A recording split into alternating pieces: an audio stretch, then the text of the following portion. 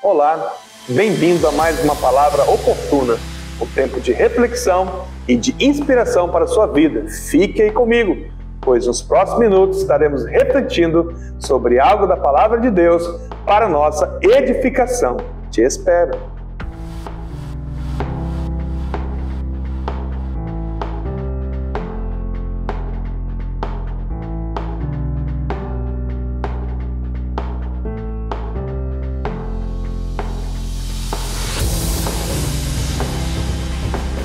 Olá, voltamos, graças a paz. E o nosso tema hoje, da nossa palavra oportuna, é o caminho de renovo do primeiro amor. Primeiro amor, que coisa mais linda, né? O texto que nós vamos ler está em Apocalipse, capítulo 2, os versos de 2 ao 7. Acompanhe aí, por favor. Conheço as obras que você realiza, tanto o seu esforço como a sua perseverança. Sei que você não pode suportar os maus e que pôs à prova os que se declaram apóstolos e não são, e descobriu que são mentirosos. Você tem perseverança e suportou provas por causa do meu nome, sem esmorecer. Tenho, porém, contra você o seguinte: você abandonou o seu primeiro amor. Lembre-se, pois, de onde você caiu, arrependa-se e volte à prática das primeiras obras. Se você não se arrepender, virei até você e tirarei o seu candelabro do lugar dele. Mas você tem a seu favor o fato de que odeia as obras dos nicolaítas, os quais eu também odeio. Quem tem ouvidos, ouça o que o Espírito diz às igrejas. Ao vencedor, darei o direito de se alimentar da árvore da vida que se encontra no paraíso de Deus. Amém?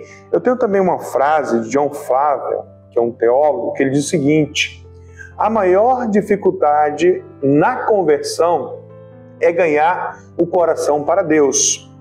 E a maior dificuldade após a conversão é manter o coração em Deus. Que frase forte, né? Então, o nosso tema, como eu disse, o caminho do renovo do primeiro amor. Você tem perdido o amor? Ou o primeiro amor? O que é o primeiro amor? Então, nós estamos aqui diante de uma carta do próprio Jesus Cristo enviada a uma igreja, a igreja em Éfeso, através do apóstolo João, que escreveu o livro de Apocalipse, né?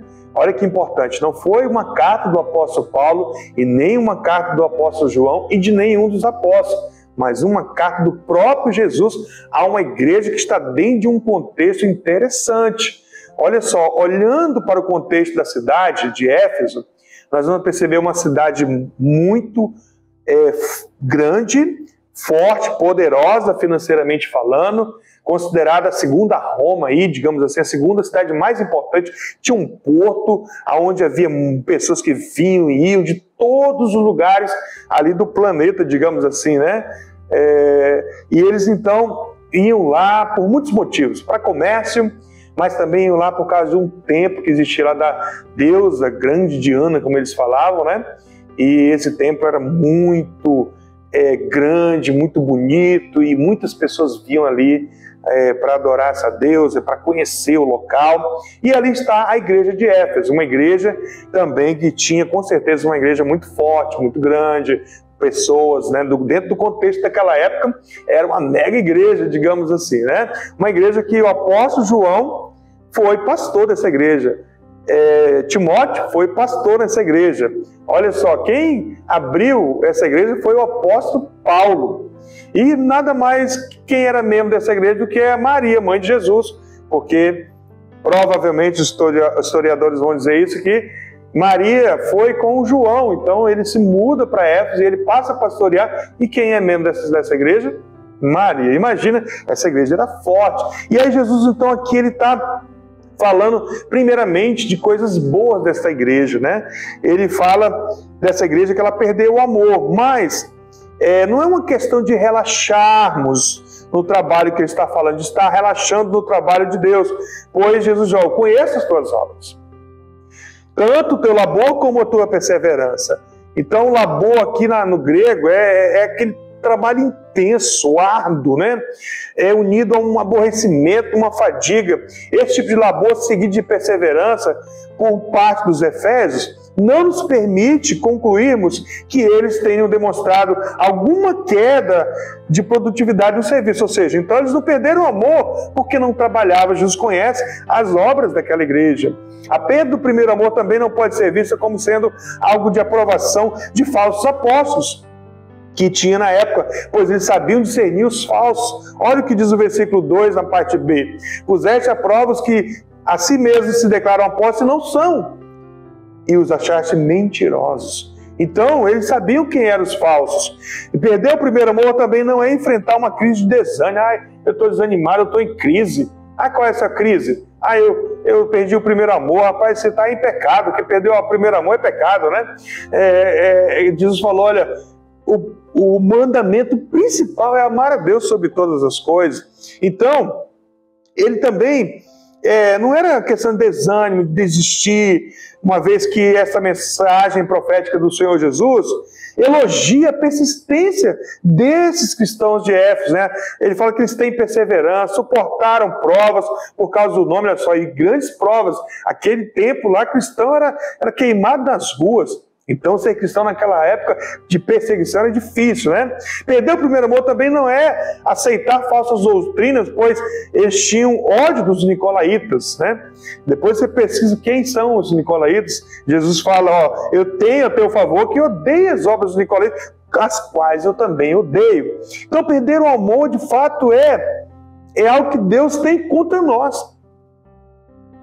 Então, o que Deus tem contra você hoje? Você perdeu o primeiro amor?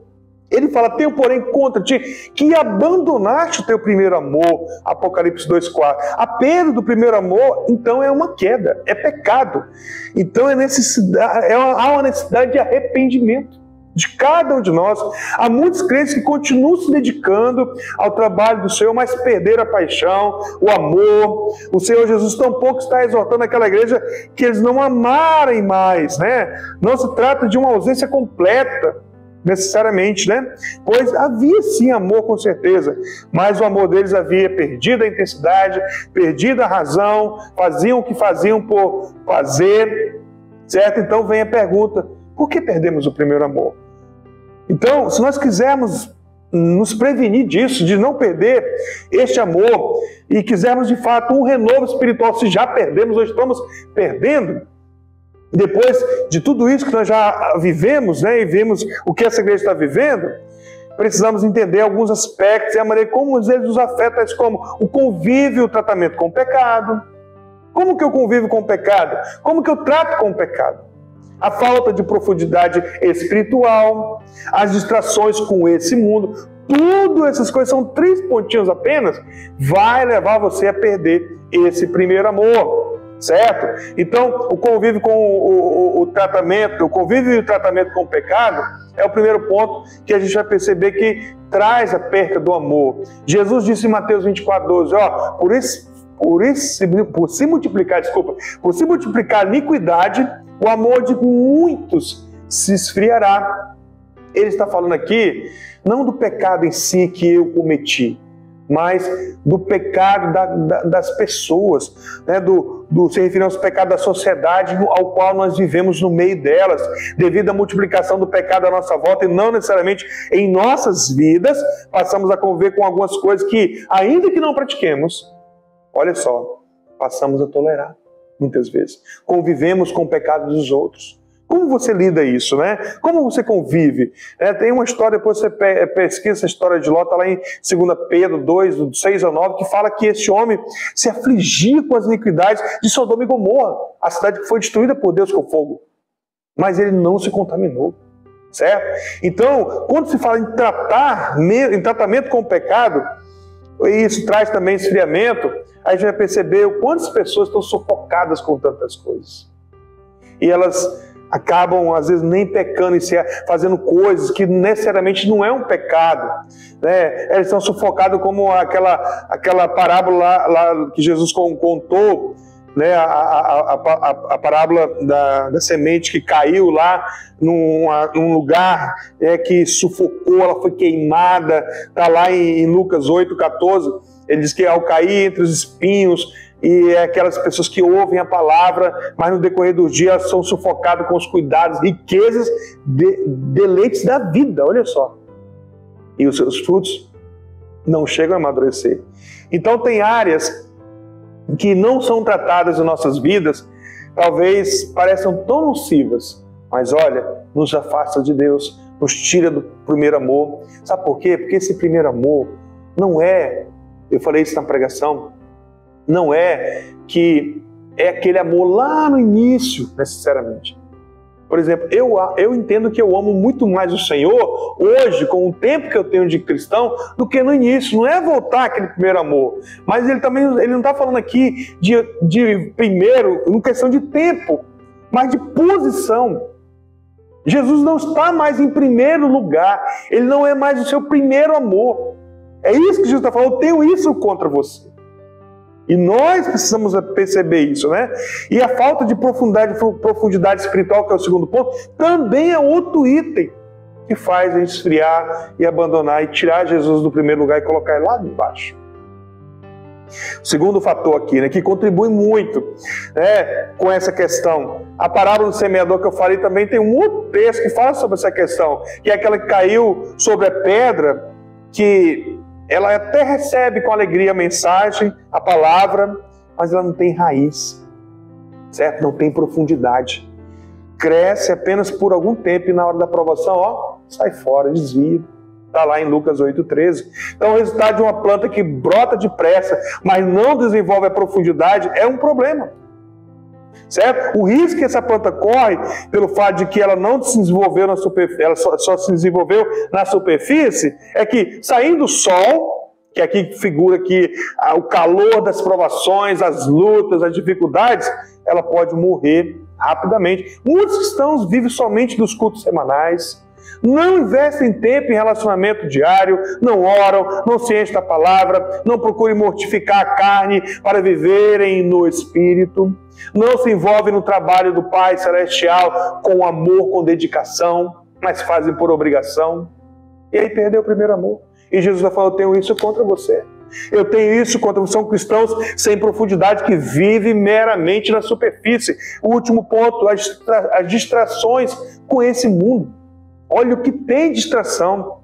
É entretenimento que distrai você. É trabalho, é tantas coisas. O cristão costuma virar para se enredar para essas distrações. É de via de regra alguém que não tem cedido ao pecado em si, mas perde o alvo ao distrair-se com coisas que talvez sejam até mesmo lícitas, mas roubou de fato todo o foco dessa pessoa. E Êxodo 5, do 5 ao 9, fala algo interessante, que Moisés queria tirar o povo para adorar, para buscar Deus. O faraó falou, não vou deixar, eu vou dar mais trabalho para esse povo, para eles se fadigarem e ficarem, estão muito folgados. Estão pedindo descanso, não, vou dar mais trabalho para eles, não dê palha para eles não, agora eles vão ter que arrumar a palha para eles trabalharem ainda mais. Olha, o diabo usa, porque faraó aqui é uma figura do diabo e do mundo, te dá mais trabalho, te dá mais coisa para fazer, você vai ganhar e agora o diabo dá mais dinheiro também agora, mais dinheiro, né? Então hoje em dia há muitas pessoas que se envolvem tanto nos seus trabalhos e negócios que não tem tempo sequer de lembrar de buscar a Deus. Infelizmente tem sido um fator de distração, esfriamento, entretenimento e tantas outras coisas que as pessoas buscam tanto em celular e tantas coisas e elas esquecem de buscar isso, traz esfriamento para cada um, né? Jesus falou na parábola da grande ceia, hoje tem muita parábola, né? Ele revelou que muitos perdem a consciência do convite de Deus. Jesus convida, né, ali na parábola, as pessoas participarem de uma grande festa e eles rejeitam essa festa porque eles tinham aquisições de propriedades, eles tinham que melhorar a capacidade de produção, constituir uma família, até mesmo casar, constituir uma família. Se você não tiver em Deus, é um problema. É um problema você buscar a Deus, né? A gente lembra da história de Marta e Maria, né? Que Jesus repreendeu Marta. Olha, Marta, você que está errada. Você está trabalhando demais, sufocado demais, correndo para o outro. Maria escolheu a boa parte, que é estar aos pés de Jesus, é buscar o Senhor cada vez mais. Então, se você perdeu esse primeiro amor, tirou Jesus do primeiro lugar, colocou ele, sabe Deus aonde? Lá no último. Talvez a sua primeira prioridade seja trabalho, seja família, seja faculdade, seja escola, seja dinheiro, seja o que for. Isso pode te destruir. Coloca Cristo em primeiro lugar. Isso que ele está falando. Olha, eu tenho isso contra você. O caminho de volta é o caminho do renovo, da restauração. Foi o próprio Jesus, que coisa linda. O próprio Jesus mostra, olha só, eu tenho isso contra você, meu irmão, minha igreja, meu filho, mas olha, eu tenho aqui o caminho de volta. E ele fala então, lembra-te, pois, ele que propõe o caminho de volta, do renovo, da renovação. Ele fala, lembra-te, pois, de onde caíste, arrepende-se e volta à prática das primeiras coisas. Senão, quando ele fala, moverei do seu lugar o teu candeeiro, o teu candelabro, algumas versões falam assim, ele está falando da igreja, porque candelabro significa a igreja, vai ser movida da face da história. E essa igreja de Éfeso não existe mais. Ela foi tirada.